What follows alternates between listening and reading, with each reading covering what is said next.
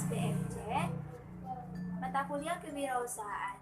Sebelumnya saya akan memperkenalkan rekan-rekan saya. Yang pertama ada Celia Pertama, yang kedua ada Tata Asirandara Putri.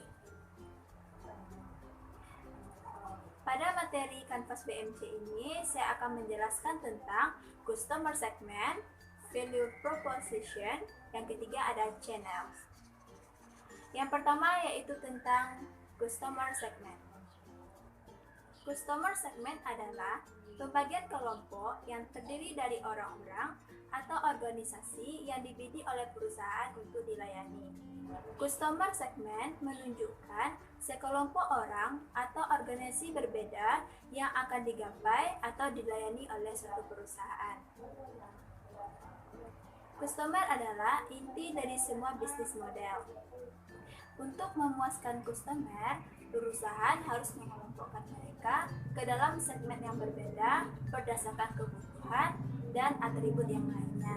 Perusahaan harus mendefinisikan mana customer segmen yang harus dilayani dan mana customer segmen yang harus dihindari. Customer segment atau segmen pelanggan adalah pihak yang menggunakan jasa atau produk dari organisasi dan mereka pula yang berkontribusi dalam menghasilkan pendapatan bagi organisasi. Umumnya, pelanggan adalah pihak yang membayar secara langsung produk atau jasa yang dibelinya. Contohnya, pada pengunjung supermarket, mereka langsung membayar kepada kasir atas produk atau jasa yang dibelinya. Namun demikian, tidak semua pelanggan yang harus membayar secara langsung kepada organisasi. Tetapi, tanpa adanya pelanggan ini, tanpa adanya mereka, tidak akan ada namanya aliran dana masuk. Termasuk juga pelanggan adalah pengguna atau penikmat yang bukan pembeli tetapi langsung memberikan pendapatan kepada organisasi, sehingga sebuah perusahaan harus memberikan kebutuhan dan keinginan mereka. Contohnya, para penonton TV tidak berbayar adalah kebutuhan mereka harus dipenuhi oleh suatu perusahaan. Pendapatan TV tidak berbayar datang langsung dari pemasang iklan. Untuk mendatangkan pemasang iklan, perusahaan harus bisa memberikan value proposition atau acara-acara tayangan yang diminati penonton sebanyak mungkin. Tayangan yang banyak ditonton orang akan menarik seorang pemasang iklan untuk memasangkan iklannya pada tayangan TV tersebut. Yang kedua, yaitu ada value proposition. Value proposition itu adalah satu keunikan yang menentukan mengapa jasa itu pantas dipilih oleh pelanggan. Value proposition ini memberikan tawaran untuk memecahkan masalah pelanggan atau semaksimum mungkin memenuhi kebutuhan pelanggan. Keunikan yang ditawarkan ini harus sesuatu yang menonjol yang berbeda dengan pesaing. Tetapi harus sesuatu yang betul-betul sangat didambakan oleh para pelanggan. Blok bangunan proposisi nilai menggambarkan gabungan antara produk dan layanan yang menciptakan nilai untuk segmen pelanggan spesifik. Proposisi nilai adalah alasan yang membuat pelanggan beralih dari satu perusahaan ke perusahaan lain. Proposisi nilai dapat memecahkan masalah pelanggan atau memuaskan kebutuhan pelanggan. Setiap proposisi nilai berisi gabungan produk atau jasa tertentu yang melayani kebutuhan segmen pelanggan spesifik. Dalam hal ini, proposisi nilai merupakan kesatuan atau gabungan manfaat yang ditawarkan perusahaan kepada pelanggan. Beberapa proposisi nilai menjadi inovatif dan mewakili penawaran baru atau mengubah penawaran yang sudah ada.